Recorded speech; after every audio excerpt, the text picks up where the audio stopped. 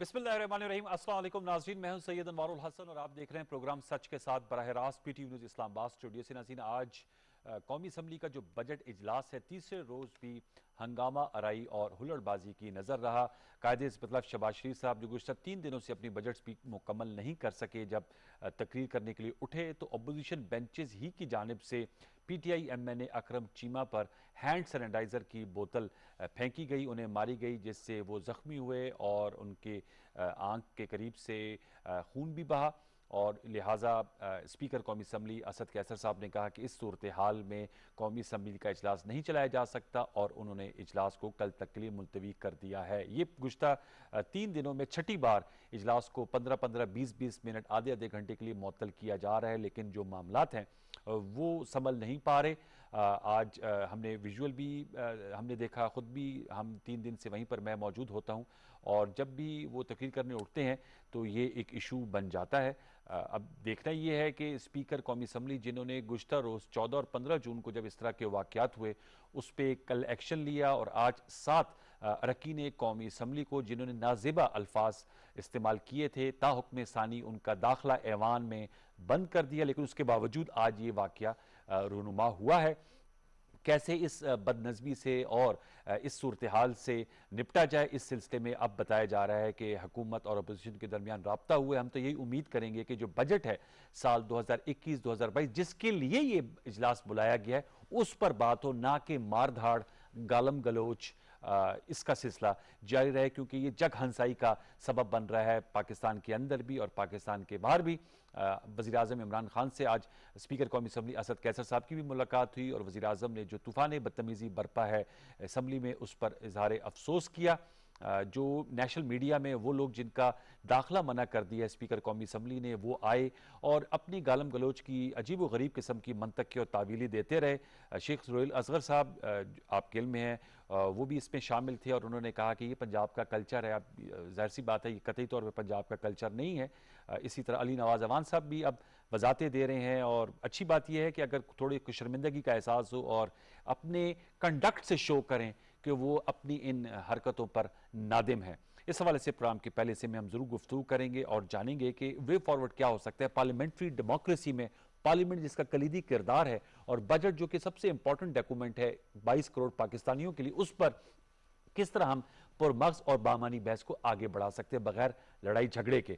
तो हमारे साथ मौजूद हैं सीनियर पार्लियामेंटेरियन हैं, हमने इनसे रिक्वेस्ट की थी, हमारे साथ स्टूडियो में मौजूद हैं रियाज फतेहाना साहब। बहुत शुक्रिया रियाज फतेहाना साहब, 3 दफ़ा एमएनए रह चुके हैं, 3 दफ़ा एमपीए रह चुके हैं और वजीर भी रह चुके हैं, आपका बहुत शुक्रिया। और हमें चंद ही लम्हों में इरशाद आरिफ साहब ज्वाइन करेंगे, सीनियर सहाफ़ी हैं और ग्रुप एडिटर हैं 92 के, बल्कि उन्होंने ज्वाइन कर लिया। Thank you so much very much. इरशाद आरिफ साहब स्काइप पर हमारे साथ मौजूद हैं।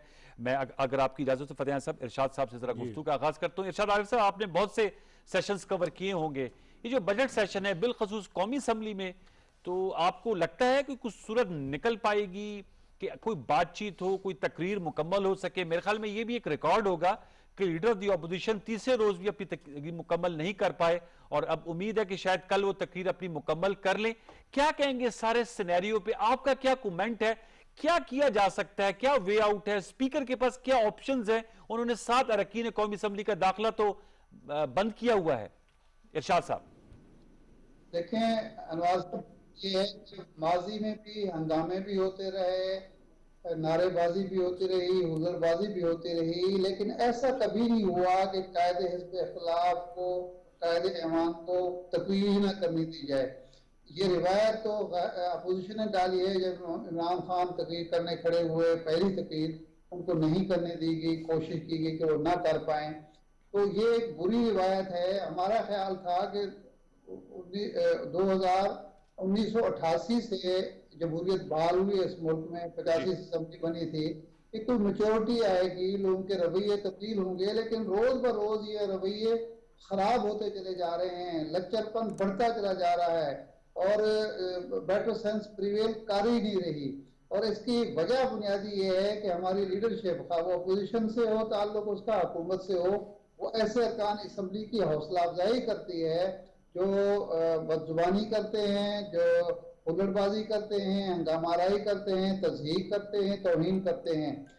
دیکھیں اسپیکر نے 7 ارکان کے خلاف کارروائی کی، جی لیکن کیا یہ سیاسی جماعتوں کا اور ان کی لیڈرشپ کا فرض نہیں تھا کہ جن ارکان نے گالم گلوچ کی ہے، چلو نعرے بازی تو آپ کی حوصلہ افزائی آپ کرتے ہیں، نعرے بازی تو آپ کی تسکین ہوتی ہے کہ چلو جی مخالف کے خلاف ہلڑ بازی ہو رہی ہے، لیکن جن لوگوں نے ننگی گالیاں دی ہیں، گندی گالیاں دی ہیں، ان پر آپ کیوں پابندی نہیں لگاتے؟ آپ ان کے خلاف جو ہے انضباطی کارروائی کیوں نہیں کرتے؟ اسپیکر کو یہ کام کرنے سے پہلے آپ کو کر لینا چاہیے، لیکن ابھی بھی جواز پیش کیے جا رہے ہیں۔ مجھے بہت افسوس ہوا روحل اصغر صاحب کا یہ کہنا کہ یہ پنجاب کا، یہ خدا نہ خواستہ پنجاب کا کلچر گالم گلوچ کا کلچر ہے، پنجاب جو ہے لچے لفنگو کا صوبہ ہے۔ نہیں، ایسی بات بالکل نہیں ہے۔ ہماری شاعری میں، ہمارے ثقافت میں، ہماری تہذیب میں ایک شائستگی ہے، ایک احترام ہے، اور خاص طور پر جہاں خواتین موجود ہوں وہاں ایسی کوئی بات نہیں کی جاتی جس کی وجہ سے خواتین کو شرمندگی اٹھانی پڑے یا وہاں بیٹھے لوگوں کو احساس ہو حد تک کا۔ لیکن یہ پنجاب کے کلچر کے طور پر جواز پیش کیا جا رہا ہے، یہ کیا جا رہا ہے کہ آپ نے یہ کیا تھا، ہم بھی یہی کچھ کریں گے۔ تو اس کی وجہ سے جمہوریت بدنام بھی ہو رہی ہے، پارلیمنٹ کا وقار بھی مجروح ہو رہا ہے، اور اس کا حل یہی ہے کہ یہ جو پابندی ہے اس کو مزید سخت کیا جائے، اور لوگ بھی جو اس میں ملوث ہوں ان کو بھی سزا دی جائے، بالکل یہ پرواہ نہیں کی جائے کہ اس کا نتیجہ کیا نکلتا ہے۔ اور یہ بنیادی طور پر ان سیاسی جماعتوں کے رہنمائی کا فرض ہے کہ وہ اپنے جو ایسے ہتھ چھٹ یا منہ پھٹ ارکان ہیں ان کی حوصلہ شکنی کریں، اور سب سے زیادہ ذمہ داری حکومت کی بنتی ہے، اس لیے کہ حکومت نے بزنس چلانا ہے، حکومت ٹھیک نے عوام کو چلانا ہے۔ اپوزیشن کا کام یہی رہ گیا ہے اب اس ملک میں کہ صرف وہ حکومت کو کام نہ کرنے دے، لیکن حکومت تو کام کرنا چاہتی ہے۔ وہ اگر اسمبلی خود نہیں چلنے دے گی تو پھر کوئی اور کیسے چلانے آئے گا؟ اہم تو نقطہ میرا آپ نے خیال ہے اٹھایا۔ اسپیکر کو بھی کرنا چاہیے اور لیڈرشپ کو خود بھی کچھ کرنا چاہیے۔ فتیانہ صاحب، سر آپ کیا کہیں گے؟ میں نے اس لیے آپ کے تعارف میں لوگوں کو بتایا کہ آپ 3 دفعہ، میں نے 3 دفعہ ایم پی ہے، 1988 سے آپ 2021 میں بیٹھے ہیں، آپ پارلیمنٹری پالیٹکس اور ایوانوں کا حصہ رہے ہیں۔ کیا عدم برداشت کا کیا مسئلہ ہے؟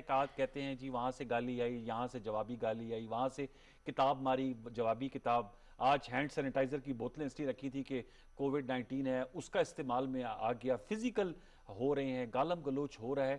سیاسی جماعتوں کو بھی کردار ادا کرنا چاہیے، آپ جیسے سینئر پارلیمنٹیرینز جو پہلی دفعہ اگر آئی ہیں ان کو بتایا جائے کہ بھئی اختلاف رائے رکھیں آپ، لیکن اس کے لیے ضروری نہیں کہ ہاتھ اور زبان کا استعمال کیا جائے۔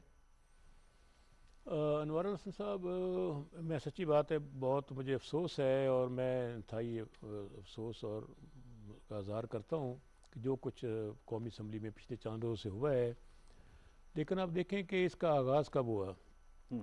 اگست 2018 میں جب جناب عمران خان وزیر اعظم پاکستان منتخب ہوئے، تو ایک رواج اور روایت ہے، پارلیمانی پریکٹس کا حصہ ہے کہ وزیر اعظم اپنی خطاب کرتے ہیں قوم کے ساتھ اور اسمبلی کے فورم پر۔ جی جیسے ہی وہ کھڑے ہوئے خطاب کے لیے، ان کا گھراؤ کر لیا گیا، ان کی سیٹ کے سامنے اپوزیشن کے ارکان آ گئے، وہاں پہ گالم گلوچ شروع ہو گئی، ان پر کاغذ پھینکنے جانے لگے، اور وہ بڑی مشکل سے اپنی تقریر کر پائے۔ اس سے وہ نقطۂ آغاز تھا جب یہ اس حد تک محاذ رہی اور دھکا پیل اور گالم گلوچ اور دھکے، اور کہ کہاں تک نہیں بات پہنچی۔ اب ظاہر ہے دونوں پارٹیوں میں ایسے لوگ موجود ہیں جو نوجوان ہیں، جذباتی ہیں، کچھ پارلیمانی روایات سے پوری طرح آگاہی نہیں رکھتے، اور انہیں اس کا اندازہ نہیں ہے کہ جو کچھ ہو رہا ہے اس کا نتیجہ کیا نکل سکتا ہے۔ بالکل آپ دیکھو گے انٹرنیشنل میڈیا پہ اس کو جس طرح بار بار دکھایا گیا ہے کہ یونیفارم میں لوگ ان کو روکنے کی کوشش کر رہے ہیں، اور جو کچھ ہوا ہے میرا خیال سے پاکستان کی تضحیک ہوئی ہے۔ پاکستان میں پارلیمانی جمہوریت کے مستقبل کو شدید خطرات درپیش ہوئے ہیں، اور عوام میں سیاست اور پارلیمنٹ کا امیج کم ہوا ہے۔ ان حالات میں بالکل یقین طور پر سنجیدہ طبقات اور سنجیدہ ارکان اسمبلی اور رہنماؤں کو آگے آنا ہوگا۔ آج میں نے پیش رفت کی، کیونکہ دونوں طرف سے کوئی ادھر آ جا ہی نہیں رہا تھا، ڈرتے ہوئے شاید نہیں آ جا رہے تھے کہ کہیں حملہ ہی نہ ہو جائے نا۔ تو میں اٹھ کر گیا ہوں خود، اور مسلم لیگ نون کے رہنما سابق وزیر اعظم شاہد خاقان عباسی صاحب سے ملا ہوں، اور سابق اسپیکر سردار ایاز صادق صاحب سے ملا ہوں، اور پھر میں چیئرمین بلاول بھٹو صاحب سے ملا ہوں، اور راجہ پرویز اشرف سابق وزیر اعظم پیپلز پارٹی کے رہنماؤں سے ملا ہوں۔ ان سے میں نے یہی کہا کہ جو کچھ ہو رہا ہے اگر آپ کی موجودگی میں ہو رہا ہے تو آپ کا بھی کچھ فرض بنتا ہے کہ اپنے لوگوں کو کنٹرول کریں. انہوں نے کہا جی آپ اپنے لوگوں کو کنٹرول کریں. میں کہا بالکل ہمیں بھی اپنے لوگوں کو کنٹرول کرنا ہوگا, لیکن میں چاہتا ہوں کہ آپ سارے سیاستدان جو بڑے مدبر اور قادور شخصیات ہیں اپنا اپنا رول ادا کریں. میں نے کہا مجھے کسی نے کہا نہیں ہے لیکن میں نے اپنا رول خود ادا کرنا شروع کیا ہے. میں اسپیکر صاحب کے پاس بھی گیا ہوں, پریس خٹک صاحب سے ملا ہوں اور باقی لوگوں سے بھی. تو میرا خیال ہے کہ عجیب سی صورتحال ہے. تو یہ جو آپ کا اتنا اچھا انیشیٹو ہے, آپ سمجھتے ہیں اس کا کوئی اچھا نتیجہ نکلے گا؟ جی امکان ہے اس کا. میرا خیال ہے امکان تو ہوپ ختم نہیں کرنی چاہیے. جب ہوپ ختم ہو جائے گی تو پھر پاکستان کی جمہوریت کا مستقبل کیا ہوگا اور عوام کہیں دوبارہ محروم نہ کر دیے جائیں اپنے جمہوری حق سے. تو میرا خیال ہے کہ میں گزارش کروں گا تمام جماعتوں کے کابرین کو کہ جو کچھ ہو چکا ہے اس پہ مٹی ڈال دیں اور ان فیوچر ایک مفاہمت کا راستہ, ٹھیک ہے, آپس میں گفتگو کے ذریعے شائستگی کا دامن نہ چھوڑیں, آرگومنٹس کے ذریعے. دیکھیں نا کل وہ ملیکہ بخاری صاحبہ ہماری پارلیمانی سیکرٹری ہیں اور میری ممبر بھی ہیں standing committee on law and justice کی, ان کو زخمی ہوئی, منہ پر ان کے لگی چوٹ, ایک بک کا کونا جا کر لگا. آج اکرم چیمہ صاحب M N A P T I کے کراچی سے, انہیں وہ سینیٹائزر کی بوتل لگی, اس کے بلیڈنگ شروع ہو گئی. ایک نون لیگ کا مجھے ایک رکن, مجھے نام اس کا یاد, اس نے مجھے دکھایا, اس کا بھی تھوڑا سا یہاں پہ کچھ چیز لگی ہوئی تھی, پتہ نہیں کیا لگا تھا اس کو. تو میرا خیال ہے کہ وقت آ گیا ہے کہ جو اپنے آپ کو رہنما سمجھتے ہیں ساری جماعتوں کے, انہیں چاہیے کہ اس پر مداخلت کریں. اسپیکر صاحب کا کیا رول ہے؟ اب اسپیکر صاحب کے خلاف تحریک عدم اعتماد لانے پر غور کیا جا رہا ہے, اور جو پہلے جمعے کو ڈپٹی اسپیکر کے خلاف ووٹنگ ہونی ہے, اب اپوزیشن کہتی ہے کہ اسپیکر جو ہے وہ بے بس ہمیں دکھائی دیتے ہیں. دیکھیں اسپیکر میرے بڑے اچھے دوست ہیں, پہلے کے پی کے اسمبلی کے 5 سال اسپیکر رہے ہیں, تجربے کار ہیں, اور وہ 1995 سے جناب عمران خان کے ساتھی ہیں, پانیئرز میں سے, اور وہ نہیں چاہتے کہ لڑائی بڑھے, کیونکہ اسپیکر کام ہے کسٹورین ہوتا ہے ہاؤس کا, اسے سب کو لے کر چلنا ہوتا ہے. ان کی پوری کوشش رہی ہے کہ دونوں طرف کو کنٹرول کیا جائے. بعض کا ان کی بات نہیں مانتے, وہ اپوزیشن میں ہوں یا بعض کا سرکاری بینچوں پہ بھی لوگ. پھر کیا علیہ عمل ہوتا ہے اگر لیٹ سے بات ہم دیکھتے ہیں کہ وہ کہہ رہے ہوتے ہیں لیکن ان کی بات کو اگر اس سے ایک تو نہ سنا جائے, اپوزیشن کو, اس سے اپوزیشن کو بھی فائدہ نقصان ہو رہا ہے کہ ان کو جو, کیونکہ بجٹ ہر قیمت پر 30 جون سے پہلے پاس ہونا ہے, یہ ڈیز ضائع ہو رہے ہیں. تو اگر وہ ہنگامے کو ختم کر کے بہتری طرف نہیں جائیں گے تو اس کا ایک تو میاں شہباز شریف صاحب چونکہ تقریر مکمل نہیں کر پائے تو ان کی جماعت کے پیچھے جو اپوزیشن پوری میں جو بہت سارے لوگ تقریر کرنا چاہتے ہیں وہ سارے رکے پڑے ہیں, وہ سب رکے. اور ہوگا یہ کہ الٹیمیٹلی اگر وہ اپنے انہیں حوصلہ نہیں کیا اور تھوڑا سا مدبر نہیں بنے, تدبر نہیں کیا, تو ٹائم ختم ہو جائے گا اور اپوزیشن کے ارکان تقاریر سے محروم رہ جائیں گے. اب اس لیے اب سرکاری بینچوں کے لوگ بھی, ارکان اسمبلی, ہم لوگ بھی تقریر سے محروم رہ جائیں گے اور ڈائریکٹلی ہم ووٹنگ کی طرف چلے جائیں گے. Direct voting. ارشاد عارف صاحب سر, آپ کو کیا لگتا ہے, میں اسمبلی میں موجود تھا, ظاہر بات ہے اپوزیشن کی اپنی ایکسپلینیشن ہے, وہ کہتے ہیں جی یہ بائی ڈیزائن کیا جا رہا ہے تاکہ ایک لیسن دیا جائے اپوزیشن کو, اور حکومت کے پاس ہے وہ کہتے ہیں کہ جی یہ بائی ڈیزائن کیا جا رہا ہے تاکہ شہباز شریف کو بولنے نہ دیا جائے. آپ کو کیا لگتا ہے, یہ پری پلانڈ ہے, یہ پلانڈ قسم کا پروٹیسٹ ہو رہا ہے اور یہ پلانڈ قسم کا ڈسرپشن ہے, یا یہ بس وہ جذبات بھڑک جاتے ہیں اور ایک دوسرے کو شاید برداشت نہیں کر پا رہے اس لیے کبھی کتابوں سے ایک دوسرے پہ حملے, کبھی سینیٹائزر بوتل کا استعمال اور کبھی گالم گلوچ؟ اچھی بات ہے, ہم ہمیشہ صحافی لوگ کہتے تھے کہ یہ کتابیں چھپی جاتی ہیں, کوئی پڑھتا نہیں ہے اور پھر یہ ردی میں بکتی ہیں. تو پہلی دفعہ یہ بجٹ دستاویزات اور بجٹ بکس کا استعمال ہو رہا ہے, غلط استعمال ہوا ہے, ہمارے استعمال کر رہے ہیں مار مٹائی کے لیے. ہمیں کتاب کا یہ استعمال پہلی دفعہ دیکھنے کو ملا ہے کہ کتاب اس کام بھی آ سکتی ہے. مسئلہ یہ ہے کہ بائی ڈیزائن بھی اگر حکومت نے کیا ہے تو ذمہ دار اس میں صاف کرنا چاہیے, ایمانداری سے کہنا چاہیے کہ یہ اپوزیشن نے اس کا آغاز کیا ہے. اگر عمران خان ہر دفعہ تقریر نہ کر پائیں یا کرنا چاہیں اور حصار میں تقریر کریں تو پھر ظاہر بات ہے اپوزیشن کے ساتھ ہوگا. لیکن اس کا نقصان جو ہے حکومت اور اپوزیشن کو صرف نہیں ہے, یہ جمہوریت کو ہے, پارلیمنٹ نظام کو ہے. جو لوگ باہر بیٹھے ہوئے ہیں جن کا سٹیک نہیں ہے, میں نواز شریف صاحب, مریم صاحبہ, اللہ فضل الرحمن, وہ تو شاید چاہتے ہوں کہ اس کی بسار لپیٹ دی جائے, لیکن یہ جو لوگ اندر بیٹھے ہوئے ہیں ان کو یہ سوچنا چاہیے اور حکومت کے لوگوں کو زیادہ سوچنا چاہیے کہ یہ فساد ہوگا اگر پارلیمنٹ کام ہی نہیں کرے گی بجٹ جیسا اہم معاملے پر بھی بجٹ جو ہے پارلیمنٹ نہ غور کر سکتی ہے نہ گفتگو کر سکتی ہے، تو پھر اور کیا کام رہ جاتا ہے؟ تو میرا خیال ہے دونوں کو چاہیے کہ ہوش مندی کا ثبوت دیں، دانش مندی کا ثبوت دیں، اور وہ کام نہ کریں جس سے اس سسٹم کو خطرات لاحق ہوں۔ ایک بات، دوسرا پہلو یہ ہے کہ عوام میں آپ کیا امید دے رہے ہیں؟ عوام یعنی جو رول ماڈل ہوتا ہے سیاست اور خاص طور پر پارلیمنٹیرین، آپ نوجوان نسل کو یہ سبق پڑھا رہے ہیں کہ گال گلوچ ہونی چاہیے، مار کٹائی ہونی چاہیے، کوئی ڈھنگ کی بات نہ کہی جائے نہ سنی جائے، اور قوت برداشت نہیں ہونی چاہیے، اور جمہوری قدریں یہ ہیں کہ جناب نہ دوسرے کی بات سنی جائے نہ اپنی کہی جا سکے۔ میرا خیال ہے اس کا ہماری اخلاقیات پر بھی برا اثر پڑ رہا ہے، ہماری سیاست پر بھی برا اثر پڑ رہا ہے، ہمارے پارلیمانی نظام پر بھی سوالات اٹھتے ہیں۔ تو میرا خیال ہے کل دونوں جماعتوں کے سینئر لیڈرشپ کو بیٹھ کر کوئی ضابطۂ اخلاق طے کرنا چاہیے، اور اس ضابطۂ اخلاق پر عمل درآمد اب یہ ہونا مجھے ارشاد چاہیے۔ صاحب بتائیے گا، آپ نے ضابطۂ اخلاق کی بات کی، ارشاد صاحب یہ ضابطۂ اخلاق ہم نے دیکھا 14 جون کی رات بھی اسپیکر صاحب کی جانب سے ضابطۂ اخلاق جاری کیا گیا تھا، لیکن میں گزشتہ کل کی بات کروں، اس ضابطۂ اخلاق کی دھجیاں خود ہی ممبران اسمبلی نے، جو ہمارے لیے قابل احترام ہے کیونکہ وہ لوگوں کا ووٹ لے کر آئے ہیں، ہم عوام کا ووٹ لے کر آئے ہیں، انہوں نے خود ہی اس کی دھجیاں بکھیر دی۔ تو ضابطۂ اخلاق جو ہے وہ اس پہ عمل درآمد کرانا کس کی زیادہ ذمہ داری ہے؟ اور آپ سے یہ سوال ہے اسپیکر اس پہ کیا کردار اور زیادہ ادا کر سکتے ہیں؟ وہ کہہ تو رہے ہیں، آپ دیکھ رہے ہیں انہوں نے 7 ممبران اسمبلی کا داخلہ بند کیا، لیکن وہ آج میڈیا میں اپنی اپنی جو کل کے ایکٹ سے اس کی وضاحتیں دے رہے تھے۔ کیا اور مزید کیا جا سکتا ہے؟ کیسے ماضی کے اسپیکرز نے اگر اس طرح کی صورتحال بنی کیسے ٹیکل کیا؟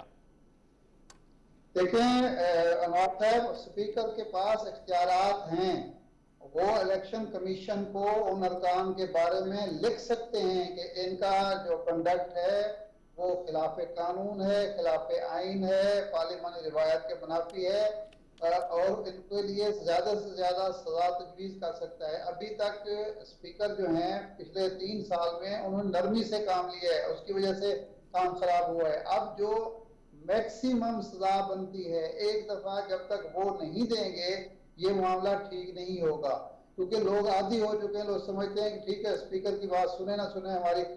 دیکھیں ایک دور ایسا آیا تھا ذوالفقار علی بھٹو کے دور میں کہ جب ارکان اسمبلی نے زیادہ ہلر بازی کی، وہ جو ایکشن ہوا وہ بہت زیادہ سخت تھا، لیکن اس حد تک ہوا کہ سارجنٹ ایٹ آرمز نے ان ارکان اسمبلی کو، جس میں مفتی محمود صاحب تھے، مولانا شاہ نورانی تھے، شہرباز خان مزاری جیسے لوگ تھے، اٹھا کے باہر پھینک دیا تھا۔ اچھا، یہ کام اسپیکر کے اختیار میں ہے، بعد میں شور مچاتے رہے ہیں، لیکن اس طرح کاروائی کو روکنا، اس طرح ہلڑ بازی کرنا، اس طرح تماشا بننا، اور وہ دور تو میڈیا اس طرح الیکٹرانک میڈیا کا دور نہیں تھا، لوگ نہیں دیکھ رہے، اب تو سارا تماشا لوگ دیکھ رہے ہوتے ہیں اور گھروں میں بیٹھ کے تھو تھو کر رہے ہوتے ہیں، تو اس سے کون سی عزت بڑھ رہی ہے؟ میرا خیال ہے میکسیمم سزا کچھ لوگوں کو جب تک نہیں دی جائے گی اس وقت تک یہ معاملہ آگے نہیں بڑھے گا۔ فتح صاحب اس کی میکسیمم سزا آپ بھی سجیسٹ کریں گے ایک ڈیٹرنٹ ایفیکٹ کے لیے، کہ ان کو ایک ڈیٹرنٹ ایفیکٹ ملے، نہ کہ وہ عجیب قسم کے منطق دے دے کہ جی ٹھیک ہے ہم سے کسی نہیں پوچھا کہ میں کیوں غصے میں آیا اور میں نے اس وجہ سے گالم گلوچ کی۔ دیکھیں اس میں آپ نے دیکھا ہوگا کہ 11 جون کو جب بجٹ پیش کیا ہے وزیر شوکت خزانہ طرین صاحب نے، تو اس وقت بھی یہی ہنگامے کی صورت تھی، جی اور وزیر اعظم ہاؤس کے اندر موجود تھے، اور ان کے فیملی کے لوگوں کا نام لے لے کر کچھ ارکان اسمبلی بیہودہ نعرے لگا رہے تھے، جس کی ویڈیو ریکارڈ چیک جی کریں جی تو جی نظر آ جائے گا۔ سب دیکھ رہے ہیں، سنتے اور ہو۔ میرا خیال آج بھی آپ نے دیکھا ہوگا کہ پلے کارڈز اور ان پہ عجیب عجیب تصویریں بنی ہوئی ہیں اور انتہائی نامناسب، تو میرا خیال یہ بات بھی ہے کہ یہ ایسا ہو نہیں سکتا کہ قائدین بیٹھے ہوں اور ان کی جماعت کے لوگ اچھل اچھل کر لڑ رہے ہوں تو ان کو علم نہ ہو۔ تو میرے خیال آشیباد حاصل ہوتی ہے۔ ادھر اپوزیشن رہنما موجود تھے ہاؤس کے اندر، اور انہیں چاہیے تھا اپنے لوگوں کو روکتے، ان کے ویب صاحب خود پلے کارڈ اٹھوا کے لا رہے تھے، اور ان کی ممبر جو ریزرو سیٹ پہ ہیں وہ تقسیم کر رہی تھیں، اور وہ تو میرا خیال ہے کہ یہ کہ پری پلان تھا۔ ابھی میں سمجھتا ہوں وقت ہے، پھر بعد میں پچھتاوا ہوگا سبھی کو۔ اس موقع پہ چاہیے کہ ایک تو ٹریننگ کی جائے، اسپیکر صاحب سے میں اپیل کروں گا کہ تمام ارکان اسمبلی کی پارلیمنٹری پریکٹس کی جو ہے اور ایتھکس کی اور اخلاقیات کی تربیت ایسی ہونی کوئی چاہیے۔ کمیٹی ہے ویسے پارلیمانی؟ ایس سچ کمیٹی نہیں ہے اچھا، دنیا میں، ethics کی ایسے کوئی یہاں پہ کمیٹی نہیں ہے۔ اور اس کے بعد یہ ہے کہ اگر وہ کوئی ہوتا تو یہ ہے کہ جب اسپیکر بات کرتا ہے تو کوئی شخص نہیں بولتا، یا وہ بھی بول رہے ہوتے ہیں، اگر اسپیکر کی طرف اشارہ کرتا ہے بیٹھ جائیں تو وہ وہیں بیٹھ جاتا ہے. دنیا کی پارلیمنٹس میں ہوتا ہے، یہاں پہ بیٹھنے کے لیے مجبوراً بٹھانا پڑتا ہے.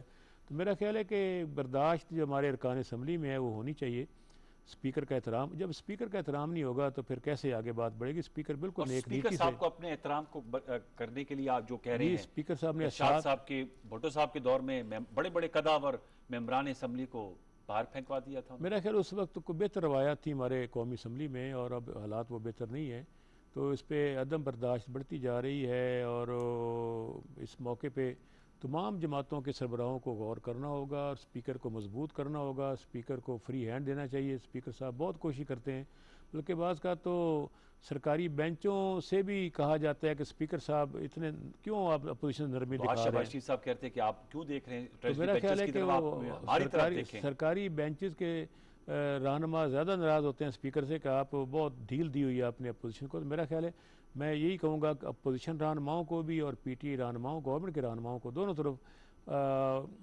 خوشگوار فیصلے کرنے ہوں گے. ان کو ذرا تحمل کا مظاہرہ کرنا ہوگا، اپنے لوگوں کو سمجھانا ہوگا. جو ہو چکا ہے کم از کم اگلے آنے والے دنوں میں اچھی روایات قائم کی جائیں، لڑائی جھگڑا ختم کیا جائے، شائستگی کے ساتھ گفتگو کی جائے. پارلیمانی روایات دنیا کی جمہوریتوں میں ہیں وہ ان کو پیش نظر رکھا جائے، تو ہم اگلی نسلوں کو بھی بتا سکیں گے کہ پاکستان میں ہم نے بزرگوں نے یا بڑے لوگوں نے کیا کیا. اس سے جمہوریت کے خلاف سازشی خطرات بھی دم توڑ جائیں گے، اور عوام میں بھی یہ تاثر پیدا نہیں ہوگا کہ جن کو ہم منتخب کرتے ہیں وہ اس قابل نہیں ہیں کہ وہ جا کر اسمبلی میں بیہیو کر سکیں. کیونکہ پارلیمنٹ کا جو ٹیلی ویژن ہے پی ٹی وی، وہ براہ راست ساری کارروائی دکھاتا ہے، اور باقی چینل بھی دکھاتے ہیں. تو کوئی بات اب ڈھکی چھپی نہیں رہتی، اور نہ کوئی ریکارڈ، جس کا دیکھنا چاہیں آپ ریکارڈ دیکھ سکتے ہیں. ارشاد عارف صاحب ٹورڈز یور سیلف، میڈیا کیا اس پہ کردار ادا کر سکتا ہے؟ ایسے افراد کی نشاندہی کرنا ایسے ممبران کا، اور ان کو پھر نیشنل ٹیلی ویژن پر موقع دینا، آپ سمجھتے ہیں یہ بنتا ہے اس کو دینا، پھر دوبارہ موقع بھی دینا تاکہ وہ اس کی اپنی ایکسپلینیشنز دے جو ان کے ذہن میں ہے؟ دیکھیں، میڈیا کی وجہ سے ہی تو یہ زیادہ خرابی پیدا ہو رہی ہے کہ ہر آدمی اپنا چہرہ دکھانے کے لیے اور یہ بتانے کے لیے اپنی لیڈرشپ کو اور اپنے فالوورز کو کہ جناب دیکھیں میں کیسا کارنامہ انجام دے رہا ہوں، کتنا بڑا میں جھگڑالو اور فسادی آدمی ہوں، اور جی کتنی بڑی میری زبان ہے. اگر ہم لوگ یہ فیصلہ کر لیں کہ ایسے لوگ جو بد اخلاقی کے مرتکب ہوتے ہیں، جو پارلیمانی روایات کے منافق غیر پارلیمانی زبان استعمال کرتے ہیں، گالم گلوچ کرتے ہیں، ان کا میڈیا پہ بائیکاٹ ہوگا تو یہ خود بخود سیدھے ہو جائیں گے. لیکن ہم بھی اس نقطہ نظر سے کہ جو ان کا نقطہ نظر سامنے آنا چاہیے، بھی ان کا نقطہ نظر تو سامنے آ چکا ہے کہ وہ گالی دے چکے ہیں، خواتین کی موجودگی میں دے چکے ہیں، اور نیشنل ہوک اپ پہ وہ جا رہی ہے، سب کچھ گالم گلوچ جو ہے. تو ان لوگوں کا بائیکاٹ کرنا چاہیے. میڈیا اگر یہ کام کرے تو سارے سیدھے ہو جائیں گے. صرف یہ فیصلہ کر لیا جائے کہ جی یہ جو لوگ ایسے جو ہماری قومی روایات کے منافی، ہماری اخلاقیات کے منافی، ہماری پارلیمانی روایات کے منافی جو طرز عمل جن کا ہے، جن کو زبان پر قابو نہیں ہے، ان کو اگر ہم نہیں دکھائیں گے تو کون سی قیامت آ جائے گی. میرے خیال ہے میڈیا کو بھی اپنی ذمہ داری ادا کرنی چاہیے، اور جو ضابطۂ اخلاق ہے ہمارا میڈیا کا وہ اس بات کی اجازت نہیں دیتا کہ ایسے لوگوں کو دکھایا جائے جو قانون کی بھی پرواہ نہیں کرتے، اخلاقیات کی بھی پرواہ نہیں کرتے، ٹھیک. اور ہماری قومی روایت کی پرواہ نہیں کرتے. بہت بہت شکریہ ارشاد عارف صاحب، آپ کا بہت شکریہ. ریاض فتح صاحب آپ کا بھی بہت شکریہ. ویورز، بڑی اہم گفتگو ہے اور ہمیں اس سے ضرور، میں یہی امید کروں گا کہ ریاض فتحانہ جیسے سینئر پارلیمنٹیرینز، جیسے آج انہوں نے کہا کہ انہوں نے انیشیٹو لیا، اس کا کوئی اچھا نتیجہ نکلے اور حکومت اور اپوزیشن کے درمیان رابطہ ہوا ہے، لیکن وہ جو رابطہ ہے وہ کسی ایسے نتیجے پہ جا کر منتج ہو جس سے جو کل ایوان کی کارروائی ہے وہ سموتھلی آگے بڑھے. ایک وقفہ لیں گے. ایوان میں تو قومی اسمبلی میں تو بجٹ ڈسکس نہیں ہوا. ہم اب اپنے سیگمنٹ میں بجٹ کو ڈسکس کریں گے اور اسمال اینڈ میڈیم انٹرپرائزز کے حوالے سے بات کر رہے ہوں گے. اس کے لیے کیا انسینٹیوز رکھے گئے ہیں، کیونکہ ہماری جو انڈسٹری ہے اس میں 5.2 million small and medium enterprises ہیں، یعنی یونٹ ہیں، چھوٹی اور درمیانے درجے کی صنعتیں موجود ہیں. ان کی اتنی تعداد ہے، 95% کے قریب کنٹریبیوشن ہے. تو اس حوالے سے ذرا بات کریں گے. چھوٹا سا وقت، دوبارہ لوٹ کے آتے ہیں، ہمارے ساتھ رہیے.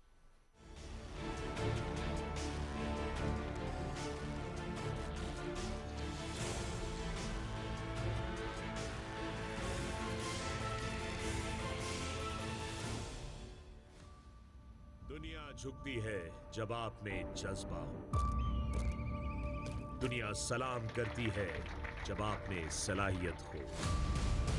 दुनिया मानती है जब आप मुश्किल से लड़ जाते हो। पाक सरजमीन के रखवालों की यही शान पाक सरजमीन के बसने वालों का मान है। 12 जाबाज टीमें, 60 तवील और कठिन घंटे, 30 किलोमीटर दुश्मन जैसे इलाके में, हर लम्हा नए चैलेंजेस, हर पल पहले से मुश्किल तर। किसकी होगी जीत? कौन करेगा गोल्ड अपने नाम? 60 hours to glory.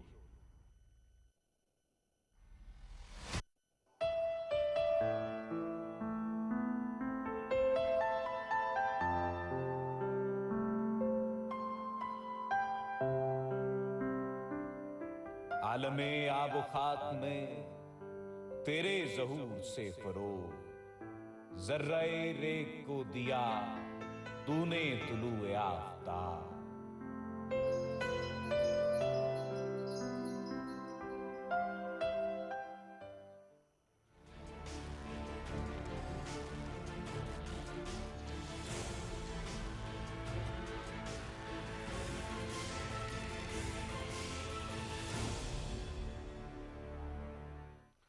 Welcome back viewers. जैसे मैंने ब्रेक पर जाने से कबल कहा कि हम स्मॉल एंड मीडियम इंटरप्राइजेज जो हैं उसके हवाले से गुफ्तगू करेंगे। 90% जो हमारी इंटरप्राइजेज हैं, सनतें हैं, वो स्मॉल एंड मीडियम में आती हैं और 5.2 मिलियन है ये पाकिस्तान में, 52 लाख, और जो हमारे GDP का 40% कंट्रीब्यूट करती हैं और हमारी बरामदात का 25%।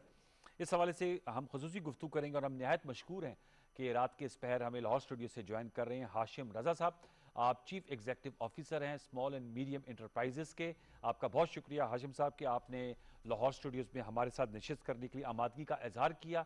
मैं चाहूँगा कि PTV न्यूज़ के व्यूअर्स को ज़रूर बताइएगा आपकी ऑर्गेनाइजेशन स्मेडा इस सिलसिले में क्या काम कर रही है जो हमारी स्मॉल एंड मीडियम इंटरप्राइजेस है इसके फ़रोग़ के लिए, और जो बजट जो ज़ेर बहस है इस वक्त सहाफ़ती हलकों में और सियासी हलकों में, इस सिलसिले में स्मेडा क्या किरदार अदा करेगी इन सनतों के फ़रोग़ के लिए? जी प्लीज़ सर, ये to start with general question है, ज़रा जवाब दीजिएगा। जी बहुत शुक्रिया। सही पहले सबसे पहले सैयद अनवार अल हसन साहब आप का कि आपने मुझे मदऊ किया इस मौजू पर।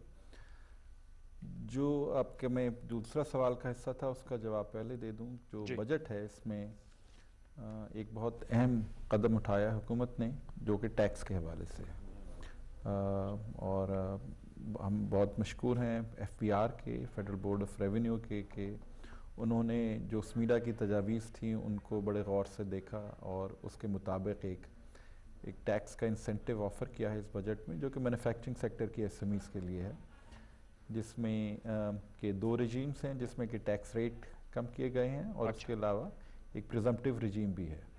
और इसमें 2 कैटेगरीज हैं, एक स्मॉल इंटरप्राइजेस की और एक मीडियम इंटरप्राइजेस की। तो मेरा ख्याल है जो जितनी हमारी स्मॉल एंड मीडियम इंटरप्राइज के एसोसिएशन से रब्ता हुआ है कि ये इस पैकेज से ना सिर्फ टैक्स का जो उनका फाइनेंशियल बर्डन होता है, उसके अलावा जो कंप्लाइंस के इश्यूज़ होते हैं जो कि बहुत टैक्स को फाइल करना और उसकी कैलकुलेशन वो बहुत आसान हो जाएंगे।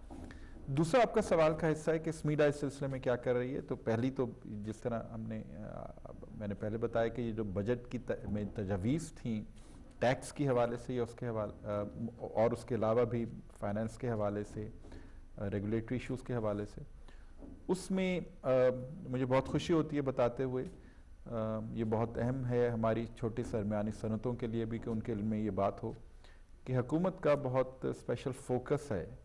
और उसकी मिसाल ये है कि पिछले साल अक्टूबर 2020 में हुकूमत ने एक SME पॉलिसी का एक्शन प्लान अप्रूव किया है जो कि अब इम्प्लीमेंटेशन स्टेज पर है और जिसमें मुख्तलिफ इक़दामात उठाए जा रहे हैं। वो पॉलिसी स्मीडा ने बनाई थी और हुकूमत ने उस पर को रिव्यू करने के बाद एक नेशनल कोऑर्डिनेशन कमेटी SMEs की बनाई जिसकी सरबराही ऑल्दो मिनिस्टर ऑफ इंडस्ट्रीज़ के पास है, लेकिन प्राइम मिनिस्टर साहब खुद उसको चेयर करते हैं अमूमी तौर पर।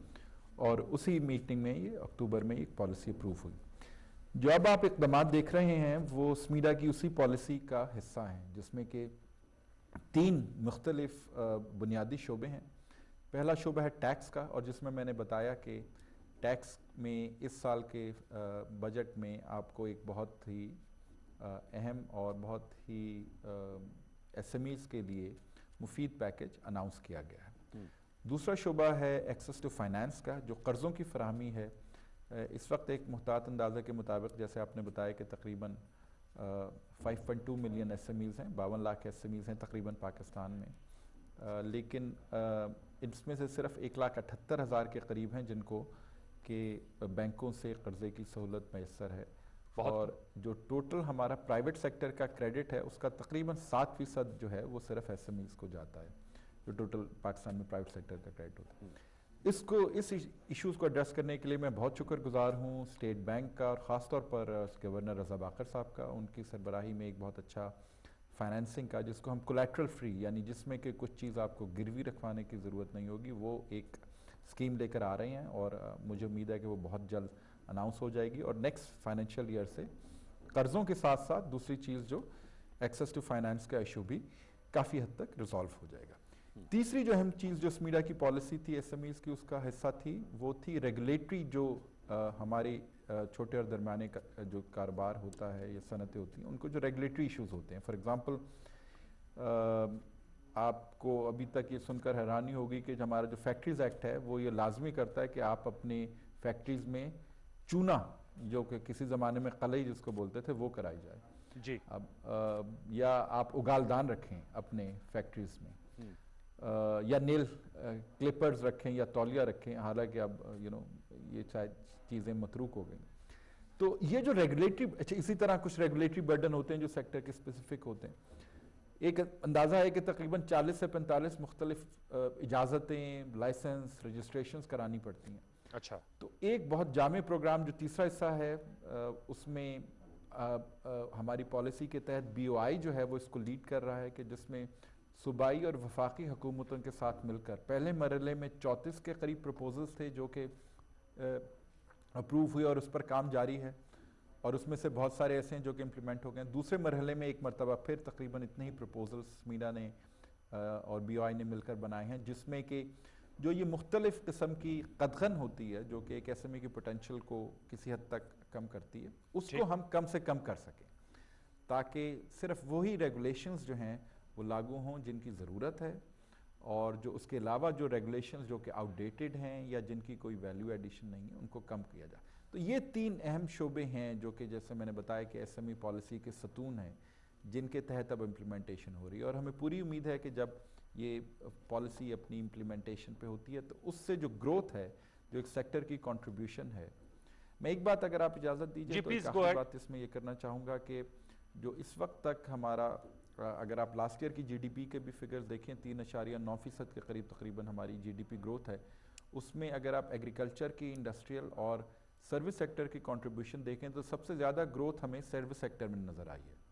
और मुझे उम्मीद है इंशाल्लाह कि जैसे हम इस SME पॉलिसी की इम्प्लीमेंटेशन को आगे बढ़ाएंगे तो सर्विस सेक्टर में जो हमारी पोटेंशियल है, ख़ासतौर पर कारोबार में, वो ई-कॉमर्स की कंपनीज हों, इंफॉर्मेशन टेक्नोलॉजी की हों, लॉजिस्टिक्स की हों, ट्रांसपोर्टेशन की हों, ये मुझे बताएगा हाशिम साहब जी, ये ज़रूर बताएगा। आपने चूंकि ई-कॉमर्स की बात की तो मैं जानना चाहूँगा कि हमने ये खबर बड़े तजस्सुस के साथ पढ़ी और खुशी का इजहार किया कि अमेज़ॉन ने पाकिस्तान को गालिबन अपनी लिस्ट में डाल दिया है। तो अगर जो SMEs वाले हैं वो इससे फैसिलिटी लेना चाहें या इसका इस्तेमाल करना चाहें, उसकी तरीक़ेकार या ट्रेनिंग, उसके लिए क्या आप स्मेडा इसमें क्या किरदार अदा कर रहा है?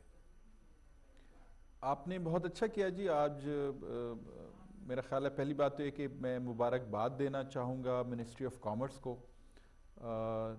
और मिनिस्ट्री ऑफ कॉमर्स ने एक नेशनल ई-कॉमर्स काउंसिल कायम की है, उसके अरकान को और ख़ास तौर पर प्राइवेट सेक्टर को और स्टेट बैंक को, कि मेरा ख्याल है इन तमाम इदारों की मुश्तरका काविशों से ये पाकिस्तान 2012 के बाद एक मरतबा फिर अमेज़ॉन की अप्रूव सप्लायर लिस्ट में शामिल हुआ है। अब इसमें हमारा जो बुनियादी फोकस है वो है, क्योंकि SMEs के हवाले से, वो ये है कि किस तरह SMEs को हम आगाही दें। सबसे पहले अवेयरनेस क्रिएट की जाए जी, उसके बाद उनकी ट्रेनिंग की जाए, اور اس کے بعد جس کو کہ ہم کہتے ہیں ہینڈ ہولڈنگ، یعنی کہ اگر ان کی جو پروڈکٹس ہیں، ان کی سروسز ہیں، اس کی پیکیجنگ ہے، اس کی آفٹر سیل سروس ہے، اس کی ٹیکنالوجی ہے، اس کی کاسٹ آف پروڈکشن ہے، اس میں بہتری لی جائے تاکہ ان کی contribution as a supplier to an Amazon بہتر ہو سکے۔ اس میں اتنی گنجائش موجود ہے کہ ہم بہت سارے ادارے اس میں، اور جیسے میں نے کہا کہ منسٹری آف کامرس کا کیونکہ یہ شعبہ ہے، اور اس میں trade development authority of Pakistan بھی کام کر رہی ہے، پرائیویٹ سیکٹر بہت کام کر رہا ہے، تو سمیڈا اسمال اینڈ میڈیم انٹرپرائز کے حوالے سے ان تمام اداروں کے ساتھ ایک سمجھیے کہ کوارڈینیشن کر رہی ہے تاکہ ایس ایم ایز کی کنٹریبیوشن ان پلیٹ فارمز پر بڑھائی جا سکے۔ ٹھیک، وہ میں نے بتایا کہ جیسے ٹریننگ، ہم نے آلریڈی ایک ایم او یو سائن کیا ہے پچھلے ویک میں کراچی میں، جس میں پاکستان کی 3 لیڈنگ کمپنیز میں سے ایک کے ساتھ، ہم ایک اور کمپنی کے ساتھ اسلام آباد میں کر رہے ہیں، اور ان کے ساتھ مل کر ہمارا آج ہی ٹریڈ ڈیولپمنٹ اتھارٹی کے ساتھ ایک ارینجمنٹ ہوا ہے کہ جس میں ان کے ساتھ مل کر بھی ہم ٹریننگ کریں گے، جو کہ ٹریڈ ڈیولپمنٹ اتھارٹی کر رہی ہے، اس میں ہم ایس ایم ایز کو شامل کریں گے۔ تو پہلے ہوگی آگاہی، اویئرنیس، اس کے بعد ان کی ٹریننگ کہ آپ کس طرح آ سکتے ہیں، اور پھر تیسرے مرحلے میں کہ ان کی جو پروڈکٹس یا سروسز ہیں ان کے معیار کو، ان کی کوالٹی کو کیسے امپروو کیا جائے تاکہ ان کی جو کنٹریبیوشن ہے in terms of sales revenues وہ بڑھ سکے۔ تو یہ ایک جامع پروگرام ہے، اس میں ہمارا جو مقصد ہے وہ بالکل واضح ہے، وہ یہ ہے کہ ہم 3 سے 5 سال میں $1 بلین کے ایڈیشنل ریونیوز یا 1 ملین جابز چاہیں گے کہ اس سیکٹر میں کریٹ ہوں، اور اس سلسلے میں سمیڈا انشاءاللہ جولائی کے اگلے فائنینشیل ایئر کے شروع میں یہ شیئر کرے گا پاکستانی عوام کے ساتھ، اس سیکٹر کے ساتھ، کہ اس وقت ہمارے ایکسپورٹ ریونیوز کتنے ہیں، اس وقت اس میں جاب کتنی ہیں، اور ہم 3 سے 4 جیسے میں نے کہا کہ 3 سے 5 سال میں ہم پھر رپورٹ کریں گے کہ جو کنٹریبیوشنز سمیڈا اور باقی اداروں کے تعاون سے، پرائیویٹ سیکٹر کے تعاون سے، بہت اہم رول ہے اس میں پرائیویٹ سیکٹر کا، اس کے نتیجے میں ہم کتنے ایڈیشنل ایکسپورٹ ریونیوز یا جاب۔ اس میں اگر انوار صاحب اجازت دیجئے تو ایک بات صرف اور کرنا چاہوں گا کہ اس میں بعض اوقات ہم ڈومیسٹک کامرس کو، ای کامرس کو اگنور کر دیتے ہیں۔ ایک اندازے کے مطابق اس وقت اس کا size, domestic e commerce market کا سائز پاکستان کا تقریباً $1.5 بلین ہے، وہ تقریباً 240 ارب روپے، اور تقریباً 4 لاکھ لوگ ہیں جن کا روزگار ڈائریکٹلی اینڈ انڈائریکٹلی اس شعبے سے وابستہ ہے، تو اس میں بھی بہت پوٹینشیل موجود ہے گرو کرنے کی اور روزگار کے مواقع فراہم کرنے کی۔ میں یہ بھی جاننا چاہوں گا، ہاشم صاحب ضرور بتائیے گا، ہم ایکسپورٹس کا 25% جو ہے وہ ایس ایم ایز جو ہے وہ ان کا حصہ اس میں ہے، ایکسپورٹس میں کا پوٹینشیل ہمارا کافی زیادہ ہے، اور ہم نے اس پہ کافی مباحثے کیے اور بتایا گیا کہ ہماری ایکسپورٹس $25 ارب، اس سال کا جو نیکسٹ فائنینشیل ایئر کا ٹارگٹ بھی $26 ارب رکھا گیا ہے، اور جب ہم ایکسپورٹر سے بات کرتے ہیں یا مینوفیکچرر سے بات کرتے ہیں، وہ کہتے ہیں جی ہماری ان پٹ کاسٹ جو ہے وہ کافی ہے، اور اس پہ آپ دیکھیں نا پیٹرولیم پرائسز کا ایشو ہے، حکومت نے تو پہلے تو اس کو ایبزارو کیا کیونکہ ذرا ہماری فائنینشیل ہیلتھ بہتر ہو گئی ہے، معاشی اشاریے بہتر ہو رہے ہیں، لیکن اس میں اضافہ جو ہے وہ کیا گیا کیونکہ یہ جڑا ہوا ہے انٹرنیشنل مارکیٹ سے، الیکٹریسٹی جو ہے وہ مہنگی پاکستان میں دستیاب ہے بیکاز آف دوز ایگریمنٹس۔ میڈا اس میں کیا آپ کی سجیشنز ہیں، کیسے ایکسپورٹس کی بڑھوتی کے لیے کیا اقدامات اٹھانے چاہیے، بالخصوص ان پٹ کاسٹ میں کمی لانے کے حوالے سے؟ آپ کا بہت اہم سوال ہے، اور میرا خیال ہے کہ اگر آپ اجازت دیجئے تو میں آپ کا کچھ وقت لوں گا اس کا تفصیلی جواب، اور خاص طور پر جو چھوٹے اور درمیانے کاروبار کے اس میں جو کنٹریبیوشن ہو سکتی ہے۔ جی، پہلی بات تو یہ کہ حکومت نے اور منسٹری آف کامرس نے بہت اچھے اقدامات اٹھائے ہیں ہماری ایکسپورٹ میں اضافے کے لیے۔ یہ جو ایڈیشنل الیکٹریسٹی کنزمپشن کی ٹیرف کو کم کیا گیا ہے، اس سے ہماری ایکسپورٹ پر بہت فرق پڑا ہے۔ منسٹری آف کامرس کی جو بائیلیٹرل ٹریڈ ایگریمنٹس اور ریجنل ٹریڈ ایگریمنٹس میں، فری ٹریڈ ایگریمنٹس میں پارٹیسپیٹ کرے، اس سے بہت بڑا، اس سے ہماری مارکیٹ ایکسس بہت بہتر ہوئی ہے، اور ہمیں امید ہے کہ انشاءاللہ یہ مزید بہتر ہوگی۔ لیکن اگر ہم بات کرتے ہیں جس کو ہم کہنا چاہیے سبسٹینشل جمپ کی، جی، جو کہ ہمارے خطے کے ممالک نے، فار ایگزامپل بنگلہ دیش نے، انڈیا نے 2000 پہلے 1990 کی دہائی میں اور پھر 2000 اور کی شروع کی دہائی میں حاصل کیا تھا، کہ جس میں آپ کی پوری آؤٹ لک جو ہے وہ ایکسپورٹ کی چینج ہو جاتی ہے، اور اس میں ایک گریجول یعنی کچھ $1 بلین کی امپروومنٹ نہیں بلکہ ایک سبسٹینشل سسٹینیبل گروتھ ہوتی ہے۔ جی، اس کے لیے ہم کنونسڈ ہیں کہ جی آپ کے پاس ایک پروڈکشن کیپیسٹیز جو ہیں وہ سبسٹینشلی انہانس کرنی پڑیں گی, وچ مینس کہ we should be able to make more products, ہم زیادہ مصنوعات بنا سکیں, زیادہ سروسز فراہم کر سکیں, اچھی کاسٹ پر بنا سکیں. جب تک یہ نہیں ہوگا, اور اس میں جو کلیدی کردار ہے وہ ایس ایم ایز کا ہے. دیکھیں دنیا میں بھی جب بھی ایکسپورٹ کی گروتھ ہوئی ہے, ایکسپورٹ ریونیوز کی, وہ آپ South Asia, South East Asia کے ممالک اٹھا کے دیکھ لیجئے, ایسٹ ایشیا کے ممالک اٹھا کے دیکھ لیجئے, Japan, Malaysia, Korea, South Korea, سب سے پہلے جب ایکسپورٹ کی ہائی گروتھ سائیکل میں گئے ہیں تو سب سے زیادہ کنٹریبیوشن اس میں ایس ایم ایز کا رہا ہے. جاپان میں ایک وقت میں 70% کے قریب جو ایکسپورٹ تھی وہ ایس ایم ایز کی ہوتی تھی, دوسرے ممالک میں 60%, اب بھی 50% ایکسپورٹ جو ہے وہ ایس ایم ایز کی ہے. ہمارا ماننا یہ ہے کہ آپ کی سسٹینیبل گروتھ ان ایکسپورٹس تبھی ممکن ہوگی جبکہ آپ کی کنٹری کی پروڈکشن بیس جو کہ گڈز اینڈ سروسز پروڈیوس کر رہی ہے اس میں ویرائٹی آئے, اس میں سبسٹینشل, اور اس میں ڈیپتھ آئے. اس میں ایک ایشو ہوتا ہے صرف جو کہ جیسے آپ نے بتایا کاسٹ آف پروڈکشن کا, وہ آپ نے صحیح فرمایا, لیکن اگر ہم اپنے خطے کے ممالک میں بھی دیکھیں تو انہوں نے اس قسم کے ایشوز کو ریزالو کیا ہے اپنے کمپیٹیٹیو ایڈوانٹیج کی بیسس پر. فار ایگزامپل بنگلہ دیش کی تمام ایکسپورٹ کی جو گروتھ ہے وہ سنگل سیکٹر گروتھ ہے, وہاں کاٹن نہیں ہوتی, وہ کاٹن امپورٹ کرتے ہیں, سپننگ یا جو ان کی جو انڈسٹری ہے یا جو ویونگ انڈسٹری ہے وہ نیسنٹ سٹیج پر ہے. ویلیو ایڈڈ میں انہوں نے اپنی لو لیبر کاسٹ کی بیسس پر ایک سنگل سیکٹر کے اوپر بیس کرتے ہوئے ایکسپورٹس کو پاکستان کو سرپاس کر دیا بہت کم عرصے میں. کہنے کا مقصد ہے کہ تمام ممکن ہے, پاکستان میں بھی ممکن ہے, لیکن ایک تو ہمیں اس کے لیے اپنی جو سپلائی سائڈ میں جس میں اکنامک کی ٹرمز میں بولتے ہیں انٹرونشنز کرنی پڑیں گی, نمبر 1. نمبر 2 ہم نے اس میں سروس سیکٹر کو بہت سٹرونگ کرنا ہے. اور نمبر 3 یہ کہ جس طرح میں نے بتایا کہ حکومت کی اب پالیسی فوکس ہے, اور اس پالیسی فوکس کو ہمیں کمپلیمنٹ کرنا پڑے گا ریسورس ایلوکیشن کے ساتھ. جو حکومت ریسورس ایلوکیٹ کرتی ہے مختلف شعبوں کے لیے, وہ ایگریکلچر ہو, لارج اسکیل مینوفیکچرنگ ہو, سوشل پروٹیکشن ہو, اسی طرح ہمیں ایس ایم ایز کے لیے بھی ریسورس ایلوکیشن کرنی پڑے گی, بیکاز دیٹ انویسٹمنٹ, ہمارا ماننا یہ ہے کہ اس انویسٹمنٹ کا بہترین ریٹ آف ریٹرن ہے سوشل سیکٹر میں بھی in terms of jobs, in terms of incomes, اور اکنامک سیکٹر میں بھی in terms of sustainable higher economic growth. Hashim صاحب ٹورڈز ایٹ مجھے بتائے گا, کامیاب جوان پروگرام حکومت کا فلیگ شپ پروگرام ہے, سمیڈا اس میں کیا کردار ادا کرے, اگر آپ اختصار سے بتا سکیں. جی میں اس پہ آپ نے اچھا کیا, ذکر کیا, مبارکباد دینا چاہوں گا عثمان ڈار صاحب کو اور اسٹیٹ بینک کو, بہت ہی اچھا پروگرام ڈیزائن کیا اور اس کو وہ مزید وقت کے ساتھ امپروو کرتے رہتے ہیں.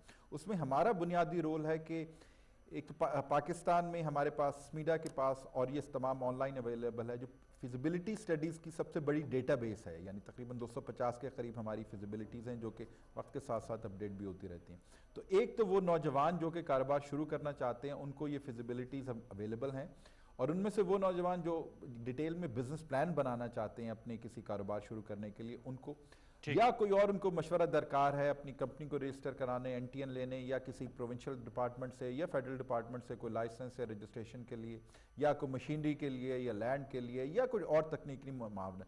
تو ہمارا رول وہ سپورٹیو رول ہے کہ قرضہ کے لیے جو ڈیزائن ہے وہ کامیاب جوان کے وہ اسٹیٹ بینک نے کیا ہے, بینک پرائیویٹ سیکٹر کے اس میں قرضے کی سہولت فراہم کر رہے ہیں. ہماری سپورٹ اس طرح, ہماری سپورٹ جو ہے ٹیکنیکل سپورٹ. بہت بہت شکریہ ہاشم رضا صاحب, چیف ایگزیکٹو آفیسر سمیڈا, ہم سے گفتگو کر رہے تھے. آپ کا بہت بہت شکریہ. ویورز آج کا شو تھا, وقت میرا ختم ہوا جاتا ہے, we have to go for a report, لیکن ہم نے ملک کی سیاست, بجٹ کے حوالے سے گفتگو کی. آنے والے دنوں میں ان تمام موضوعات کو چھیڑتے رہیں گے نئے مہمانوں کے ساتھ. کل تک کے لیے سید انوار الحسن اور سچ کے ساتھ کی پروڈکشن ٹیم کو اجازت دیجیے. اپنا بہت سا خیال رکھیے. اللہ نگہبان.